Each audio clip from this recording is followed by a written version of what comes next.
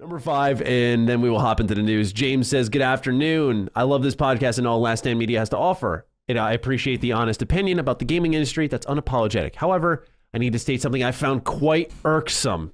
The excitement you both have expressed towards Microsoft just swinging their Windows money dick around and overpaying an insane amount to gobble up Bethesda and their IP is something I have to take umbrage with, especially when they have struggled to manage just their own IP and studios that they already have. I understand the business. I understand the huge appeal of Game Pass. I have loved Xbox content in the past. This move just feels like Microsoft attempting to steamroll competitors versus actually competing by putting out quality games at launch, not patched to greatness a year later. If Sony did purchase Rockstar like the rumor suggested a very long while back and made GTA 6 an exclusive, the negative pushback would be monumental and frankly a dick move by Sony. Yet, many seem stoked Microsoft has just overpaid to lock up software from a traditionally third-party publisher and developer, making something like Elder Scrolls 6 exclusive to the Xbox ecosystem. Even my fridge can play Skyrim. Soon, PlayStation might not. This is, of course, just my opinion. I'm fortunate to be in a place where I could hunt for a Series X and afford it if I want to. I just think this is a dangerous precedent going forward. Keep making the best podcast around and stay adequate, not too good. What do you guys make of James' words? I have some thoughts, but I want to hear what you guys have to say. You guys can go ahead first. I'm going to let my puppies in. I'll be right back. All right, Mike? I will say, look, at the end of the day, like I can get a lot of talk about dangerous precedent and whatnot, that it can be seen as a dick move. But in this case, we did hear that Bethesda was looking to be sold. So someone was going to buy them. It's just a matter of, is that going to be Sony? Is that going to be Microsoft? Is that going to be Tencent or Epic or whoever? So someone was going to buy them, and whoever was going to buy them is going to use that acquisition to improve their own standing. So, like, yeah, you can call it a dick move, but it's kind of like people had an issue with Disney and Fox, but Fox had been trying to sell itself for like a year before that happened. Disney was just the one that made, like, someone was buying that company. That wasn't a beautiful, perfect world where the company was going to stay there. Like, companies want to be bought. It's going to happen. It does suck. I get that. I understand. But at the end of the day, like they wanted to get sold. That's just the way it is. Yeah. And Microsoft was the one that bought them, and you can't fault, well, I mean, you can if you want to, but you can't fault a company for acquiring another one and then using that to improve their own platforms and their own business. That's just the way it works. So, I mean, like, I get it. Like, if you don't have an Xbox or an Xbox Series X, and it does suck. I'm not gonna lie to you and say it doesn't suck, but also at the same time, like, on the flip side, maybe you got companies like, man, I really liked Insomniac doing Sunset Overdrive on Xbox, but they just got acquired. I mean, they got acquired a couple of years ago by Sony. They're doing Spider-Man, which you can only get on PlayStation. So the only difference is scale. So yeah, like, it sucks. I get it. I think some of the games, like, you'll probably still be able to get on PlayStation. I think Elder Scrolls is going to be one of those, but if the rest of Bethesda games end up being Xbox only, I get it sucks, but it's the way it is, man. I'm sorry. Yeah, I agree. When it comes to steamrolling the competition, I mean, that's what I think Microsoft wants and what PlayStation would want as well. The thing that I celebrate this acquisition is I will be the first to say, I think if PlayStation, say, were the ones to hypothetically acquire Bethesda, I probably wouldn't be as excited because there is a lockdown with PlayStation. I fundamentally believe there is a difference in Xbox exclusives versus the accessibility of PlayStation. Just the reality of it is that on PlayStation, you can only get it through their console. But on Xbox, it's PC, console. There's the buy-in plans for 2 different consoles, which makes it a little more easier to stomach. So you're not paying just, say, $300 or $600 out of pocket.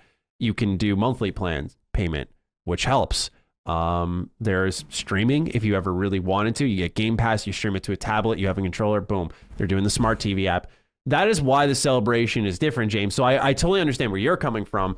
But the difference here is now you have a company that was straying from the path. They have the potential here to get back on track. Not only that, but they don't have to worry about some of the as we were talking about with other companies, like the logistics of it all. They have to just make stuff. And Bethesda was at their best when, from I always say Morrowind to Skyrim, when they were just making things and they were just building up. I think they can return to that form. And because their games are more accessible, and you can literally own a PlayStation and have a Game Pass subscription and have access to everything.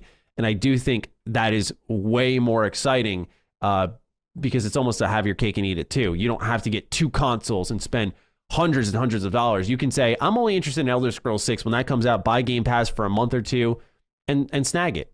And that's it. Like, that's all it goes down to. And so that's why I sit on the side of the fence of a little more excitement from an acquisition like this. Whereas, yeah, if it were PlayStation or Tencent especially, I'd be like, oh boy, here we go.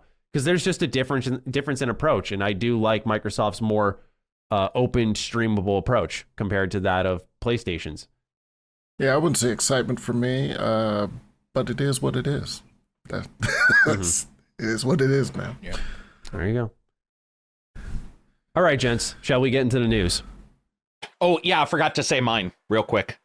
Oh, I sorry. went out. I didn't know if you had more to say. Yeah, I went out last week and I bought a surfboard so that I could surf on the tears of all of these people bitching. I am going to hang 10 on your tears. Here's why. We don't know what would have happened if Sony and Bethesda got together. It could have been just as good. Like Mike said, obviously Bethesda wanted to be bought. Also, you can tell the way they met up and how they've worked together in the past, it works. And I think Insomniac, despite having done Sunset Overdrive, appears to be very happy with working with Sony. And I would rather have 2 companies that liked working with one another and excited. And you have a company that says, hey, we now know the 10-year plan for the first time ever. We know a console's actual. And that, by the way, if you don't know what he meant, go look at what Cliff Basinski stated when he was working with the Xbox 360. And they had the difference between 256 megs and 512. And they made them an entire, I think it was Gears of War level with both, and said to Microsoft, here's what you'll get. And Microsoft stated, oh, damn. Okay, we'll put the extra memory in there and we'll just eat it. And I think that companies like that, when they work well together, that's why Epic and Microsoft work well together. That's like, it's just some companies work better together. And I think it makes sense. As for what you won't be getting in the future, first, whenever anybody says concern or worry, have concern about car wrecks and cancer. Don't have concerns about video games. Who gives a shit? Tomorrow will come up. Some indie will come up and they'll have a great game and that'll replace your game. I've played Elix and I've played Vampire more than I've played Elder Scrolls, if you combine those two. And 2 Worlds, if you had 2, even though it's a shit game. But you get my drift. There's a lot of titles out there, and there's a lot of these companies that are going to use these gaps, and I'm excited for them, by the way. So if you hear excitement, it's because I'm happy, some good news, and people are enjoying working together. But I'm also ecstatic because this also can mean a company might be approached by Sony and might get the special attention that maybe Sony now needs to shine on them, and Nintendo as well. We like to pretend Nintendo isn't part of this, and they aren't in the same way, but Nintendo as well. So yeah, I am excited for it. But I would also be excited if Sony bought them. It would be a different type, and it would be how they explained it too. Yeah.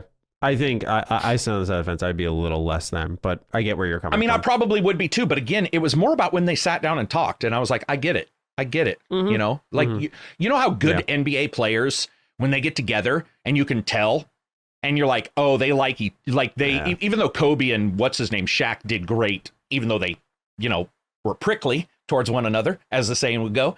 But you get a lot of teams that really like working together. And I like that, man. I think it's so business-like. Why not celebrate when it's a little bit of 2 people coming together and say, hey, man, let's do this. This sounds awesome.